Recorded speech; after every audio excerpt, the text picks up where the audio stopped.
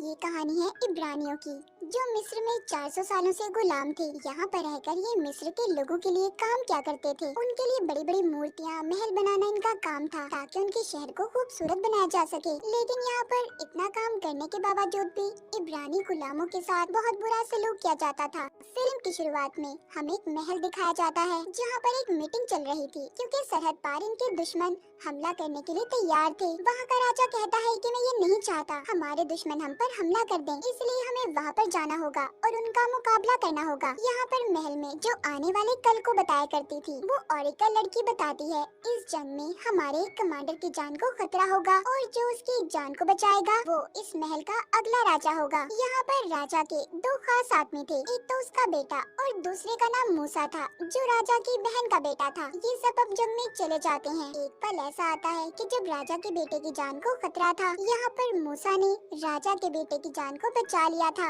जब ये जंग से वापस महल में आते हैं और राजा को जब ये पता चलता है कि मूसा ने उनके बेटे की जान को बचाया है, तो राजा अब सोचने लगता है, जैसे कि ओरिकल लड़की ने बताया था, कि जो जंग में कमांडर की जान को दूसरा कमांडर बचाएगा वो अगला राजा होगा। राजा अब ये बात करने के लिए अपने पास मूसा को बुलाता है और कहता है कि मैं जानता हूँ तुम आने वाले कल की बातों पर यकीन नहीं करते, और मेरा आने वाला कल मेरी पेशेंट को ये बताती है कि तुम मेरे अगले राजा होगे, पर मैं तुम्हें अपना वारिस कैसे चुनूं? मूसा राजा की बात सुनकर कहता है, शायद आप ठीक कह रही हैं और मैं आपके बदले राजा कैसे बन सकता हूँ। इसके बाद अब एक और मीटिंग बुलाई जाती है, जिसमें बताया जाता है कि इब्रानी गुलाम वो बहुत ज्यादा तंग कर रहे हैं और सही से काम भी नहीं कर रहे। अब इस बात का पता करने के लिए राजा अपने बेटे को हुक्म देता है कि जाओ और जाकर पता लगाओ कि आखिर माजरा क्या है। जैसा कि अब ये पेशेंट गोई हुई थी कि अगला राजा मूसा होगा, तो राजा के बेटे के दिल में इस बात को लेकर मूसा के लिए शक पैदा होने लगता है। अब मूसा राजा के बेटे के पास आता है और कहता है कि तुम गुलामों के पास मत जाओ, ये तुम्हारी शान के खिलाफ होगा, आखिर तुम राजा के बेटे हो। मैं इन सब बातों का पता करने चाहता हूँ। मूसा जब उन गुलामों के पास जाता है तो वहाँ के हालात बहुत खराब थे। गुलामों को उनके काम के बदले इनाम देने की बजाय मारा पीटा जाता था। मूसा जब वहाँ के वजीर से बात करता है तो वजीर बताता है कि इनके साथ ये सब इसलिए किया जा रहा है, ये गुलाम हमारे खिलाफ बगावत पर उतर आए हैं। मूसा कहता है तुम इन बातों को छोड़ दो, मैं गुलामों से खुद बात करूंगा। मूसा अब इब्रानी गुलामों के सब बुजुर्गों को एक जगह पर जमा करता है और उनसे बात करता है। उन गुलामों में से एक बूढ़ा आदमी बोलता है कि हम बस अपने मुल्क वापस कन्नान जाना चाहते हैं। मूसा ये सुनकर कहता है कि तुम जानते हो वो इलाका कितना खतरनाक है, वहाँ पर कितने खतरनाक कबीले के लोग रहते हैं, अगर तुम वहाँ पर गए तो कभी बचकर वापस नहीं आ पाओगे। मूसा उस बूढ़े आदमी से पूछता है कि तुम मुझे बताओ कि तुम्हारा नाम क्या है। वो बूढ़ा आदमी कहता है कि पहले तुम मुझे बताओ तुम कौन हो। मूसा उन्हें बताता है कि मैं महल से आया हूँ, मेरा नाम मूसा है और मैं राजा की बहन का बेटा हूँ। ये सुनकर सबको न जाने क्या हो जाता है, सब लोग बहुत खुश हो गए थे। अब इस बात के बाद वही बूढ़ा आदमी अपने एक आदमी के जरिए मूसा को अपनी बस्ती में बुलाता है। मूसा जब उसके पास जाता है तो बूढ़ा आदमी इसे अब सारी कहानी सुनाता है। कहता है कि जब तुम पैदा हुए तो उस साल एक पेशेंट गोई प्रेडिक्शन की गई थी कि हमारा मसीहा पैदा होगा जो हमें छुड़ाकर यहाँ से ले जाएगा। उस साल जब महल में इस बात का पता चला तो महल के लोगों ने हर इब्रानी बच्चे को मरवाने का हुक्म दिया। तुम्हारे माँ बाप तुम्हें किसी भी कीमत पर खोना नहीं चाहते थे, इसीलिए उन्होंने तुम्हें एक संदूक में बंद करके नदी में बहा दिया। उस वक्त महल की राजा की बहन उस नदी में नहाया करती थी, वो तुम्हें अपने साथ लेकर महल में चली गई और अपना बेटा बना लिया। तुम असल में इब्रानी हो। मूसा उस बूढ़े आदमी से कहता है, अच्छी कहानी थी, मैं तुम्हारी इस कहानी पर बिल्कुल यकीन नहीं करता। जब वो बूढ़ा आदमी मूसा को ये कहानी सुना रहा था तो उसे दो और आदमी भी सुन लेते हैं और लालच में आकर महल में जाकर सब कुछ वजीर को बता देते हैं। इसी दौरान राजा की हालत भी बिगड़ने लगी थी। राजा की जल्दी मौत हो जाती है। अब नया राजा उसके बेटे को बना दिया गया था, जो मूसा से नफरत करता था और बहुत ही बेरहम जालिम इंसान था। वजीर आकर सारी सच्चाई राजा के बेटे को बताता है, जो अब उनका नया राजा था, जिसे सुनकर वो काफी हैरान हुआ था। अब तो वो मूसा से और भी नफरत करने लगता है, इसलिए इस चीज का बहाना बनाकर उसने मूसा को महल से निकाल दिया था। मूसा यहाँ से जाने से पहले अपनी असल माँ से भी मिलता है, जो उसको सारी सच्चाई बताती है। इसके बाद मूसा आगे अपने सफर पर निकल गया था, जहाँ पर इंसान का नामो निशान भी नहीं था, थी तो सिर्फ वहाँ पर मौत। जैसे तैसे कर मूसा अभी कबीले के पास पहुँचता है, जहाँ पर वो देखता है कि कुछ लड़कियाँ हैं जो कुएं से पानी भर रही थी। तभी वहाँ पर कुछ आदमी बकरियों के झुंड लेकर आते हैं। वो आकर उन लड़कियों को कुएं से हटा देते हैं और खुद अपनी बकरियों को पानी पिलाने लगे थे। ये देखकर मूसा जब वहाँ पर पानी पीने लगता है तो वो आदमी उसे भी मना करते हैं, मगर मूसा के पास एक बहुत बड़ी तलवार थी, जिसे देखकर वो सभी डर गए थे और वहाँ से चले जाते हैं। जिसके बाद जब वहाँ की लड़कियाँ ये देखती हैं कि मूसा ने उनकी जान को बचाया था, तो वो उसे अपने गाँव में खाने की दावत देती हैं। और इस तरह मूसा अब यहीं पर रहने लगा था। उसे एक लड़की से प्यार भी हो जाता है। बहुत जल्दी उनकी शादी भी हो गई थी। मूसा के यहाँ एक बेटा पैदा होता है। यहाँ पर रहते हुए उसे 9 साल बीत चुके थे। वो अब भेड़ बकरियाँ चराया करता था। एक दिन बहुत तेज तूफान आ जाता है। उसकी बकरियाँ तूफान की वजह से एक पहाड़ पर चढ़ गई थी, जिसे यहाँ के लोग गॉड खुदा का पहाड़ माना करते थे। जब मूसा अपनी बकरियों को लेने ऊपर चढ़ता है तो बहुत ज्यादा मिट्टी और पत्थर नीचे गिर रहे थे, जिस वजह से वो मिट्टी में ही दब जाता है। उसका सिर्फ मुंह बाहर था। थोड़ी देर बाद जब उसे होश आता है तो देखता है कि एक दरख्त को आग लगी हुई है। तब उसके पास एक बच्चा आता है, जो कहता है कि तुम यहाँ पर आकर अपने पुराने लोगों को भूल गए, जो तुम्हारा अब तक इंतजार कर रहे हैं। वो जानते हैं कि एक दिन उनका मसीहा उन्हें आजाद जरूर करवाएगा। वो ये बातें सुनकर बेहोश हो गया था। अब जब उसको दोबारा से होश आता है तो वो अपने घर था, जहाँ पर वो अपनी बीवी को उस बच्चे के बारे में बताता है। कहता है कि मुझे लगता है गॉड मुझे इशारा दे रहे हैं कि जाकर मैं अपने लोगों की जान को बचाऊं। मूसा को एक बार फिर ये बातें सुनाई देती हैं, इसीलिए अब उसने ये फैसला किया था कि वो दोबारा मिस्र जरूर जाएगा। मिस्र पहुंचकर सबसे पहले ये उसी बूढ़े आदमी के पास जाता है, जिसने इसे सारी सच्चाई बताई थी। वो कहता है तुम्हारे जाने के बाद हमारे साथ और भी बुरा सलूक होने लगा है। अब रात को मूसा चुपके से महल के अस्तबल में जाता है, जहाँ पर यहाँ का नया राजा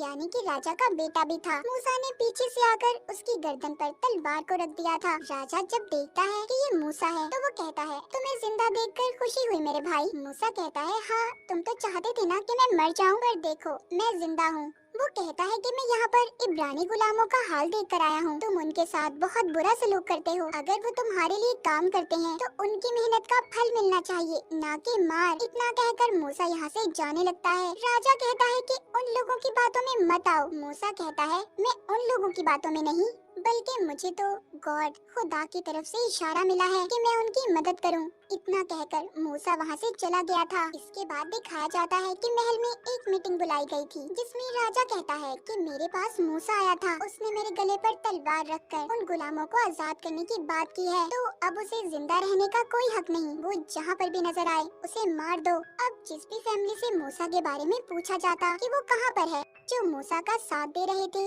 वो कुछ भी बताने के लिए तैयार नहीं थे। इसीलिए राजा के सिपाही उनको जिंदा ही लटका देते हैं, यानी कि ये उन गुलामों के लिए मूसा के बारे में ना बताने की सजा थी। दूसरी तरफ मूसा को दिखाया जाता है जो गुलामों के साथ मिलकर अपनी एक टीम तैयार कर रहा था, जिसमें वो उन्हें घुड़सवारी, तीरंदाजी और तलवार चलाना भी सिखाता है, ताकि ये सब मिलकर अपनी आजादी के लिए लड़ सकें। बहुत जल्दी मूसा की टीम तैयार हो गई थी। सबसे पहले ये लोग ये प्लान बनाते हैं कि ये मिस्र के रहने वाले लोगों को तंग करेंगे, ताकि वो अपने राजा से कहकर इन्हें आजाद करवा दें। वो उनके घरों में भी आग लगा देते हैं, यहाँ तक कि उनकी कश्तियाँ भी जला दी थी।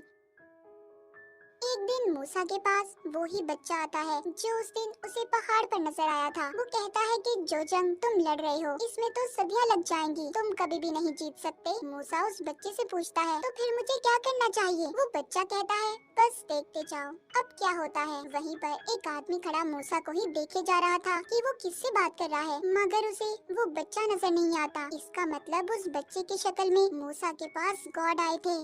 और अगले ही दिन मिस्र की नदी में बड़े बड़े मगरमच्छ आ जाते हैं, चीड़ फाड़ कर खा जाते हैं। यहाँ तक कि नदी में एक भी मछली जिंदा नहीं बची थी। कश्तियों में बैठे हुए सभी लोगों को खत्म कर दिया था। पानी के बजाय नदी में खून बहने लगता है, जिस वजह से इनकी फसलों को भी पानी मिलना बंद हो गया था और सारी फसलें बर्बाद हो जाती हैं। फिर इन पर मेंढकों का हमला होता है। बहुत सारे मेंढक मिस्र में आ गए थे और जब ये मेंढक मर जाते हैं तो उन पर बहुत सारी मक्खियाँ आ गई थी। वो मक्खियाँ तादाद में इतनी ज्यादा थी कि ये लोग खाना भी नहीं खा सकते थे। फिर इसके बाद कोढ़ की बीमारी फैल गई थी, जिसने ना तो राजा को छोड़ा था और न ही रानी को। इन सब के बाद भी राजा बाज नहीं आया था। एक दिन मूसा एक घोड़े पर लिखकर राजा के पास भेजता है कि तुम्हें गुलामों को आजाद करना होगा, वरना इसके बाद और भी आफतें तुम पर आ सकती हैं, जो गॉड खुदा की तरफ से हैं। मगर राजा अभी भी मानने को तैयार नहीं था। इसके बाद तो वो गुलामों पर और भी जुल्म करने लगा। जब गॉड ये देखते हैं तो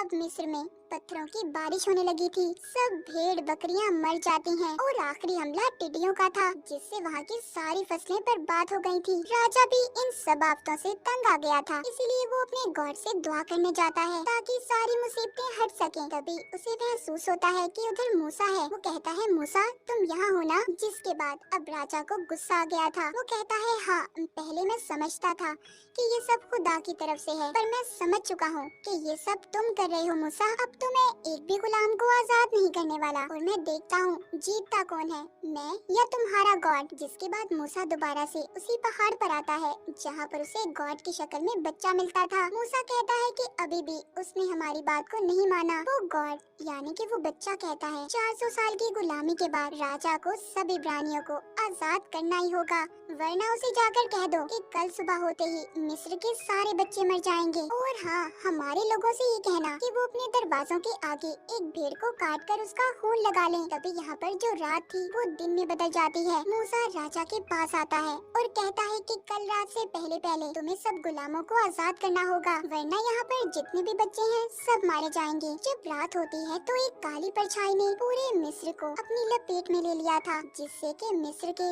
सभी बच्चे मर गए थे। सुबह को राजा अपने बेटे की लाश को मूसा के पास लाता है और कहता है कि कैसे गॉड हैं तुम्हारे जिन्होंने हमारे बच्चों को मार दिया, जाओ निकल जाओ सब यहाँ से। उसने आखिरकार हार मानकर सभी गुलामों को आजाद कर दिया था। मूसा अपने लोगों को लेकर उनके मुल्क की तरफ रवाना होता है, मगर कुछ देर के बाद महल में जाकर राजा को ये एहसास हुआ था कि उसे उन्हें ऐसे छोड़ना नहीं चाहिए था। इसीलिए अब वो अपने साथ 4000 लोगों को लेकर उनका पीछा करता है। हालांकि वो मूसा से अभी 4 दिन पीछे की दूरी पर था, लेकिन उसके पास घोड़े थे, इसीलिए वो उन तक जल्दी पहुंच जाता है। उधर मूसा को भी ये बात पता चल गई थी कि उनके पीछे मिस्र का राजा आ रहा है, इसीलिए वो अपने लोगों को पहाड़ के रास्ते से जाने का कहता है, क्योंकि वो जानता था कि राजा के घोड़े इस रास्ते पर नहीं चल सकते। और होता भी ऐसा ही है। जब राजा के घोड़े उस रास्ते से गुजर रहे थे तो घोड़ों के पाँव फिसलने की वजह से वो खाई में गिर जाते हैं। राजा का बहुत बड़ा नुकसान हुआ था। आखिरकार राजा मूसा तक पहुंच जाता है। अब मूसा के आगे समंदर था। वो फैसला करता है कि वो समंदर को पार करेंगे, जिसका इशारा इसे गॉड की तरफ से मिला था। ये जब अपने लोगों को लेकर आगे बढ़ता है तो समंदर का पानी कम होना शुरू हो गया था और बीच में एक रास्ता बन जाता है, जिससे सभी ने समंदर को पार कर लिया था। जब राजा के लोग भी उस रास्ते पर चलने लगते हैं तो पानी फिर से आना शुरू हो गया था। वो समझ गए थे कि अब उनकी जान को खतरा है। सब पीछे की तरफ भागते हैं, मगर समंदर के पानी ने उन्हें जल्दी अपने अंदर समा लिया था। सब के सब मारे गए थे सिवाय राजा के। राजा अब बिल्कुल अकेला हो चुका था। वो कुछ भी नहीं कर सकता था। मूसा अपने लोगों को लेकर आगे बढ़ता है। सबसे पहले ये अपने घर जाता है, जिधर उसकी बीवी और बेटा थे। उसे भी अब गॉड पर पूरा यकीन हो चुका था। वो यहाँ से सभी को लेकर कन्नान उनके मुल्क की तरफ रवाना होता है, जहाँ पर वो आजादी से अपनी जिंदगी गुजार सकते थे। कहानी के आखिर में हमें दिखाया जाता है इस सफर में मूसा के साथ वो बच्चा भी था, जो गॉड के रूप में इसके पास आया करता था। और इसी के साथ इस फिल्म की कहानी यहीं पर खत्म हो जाती है।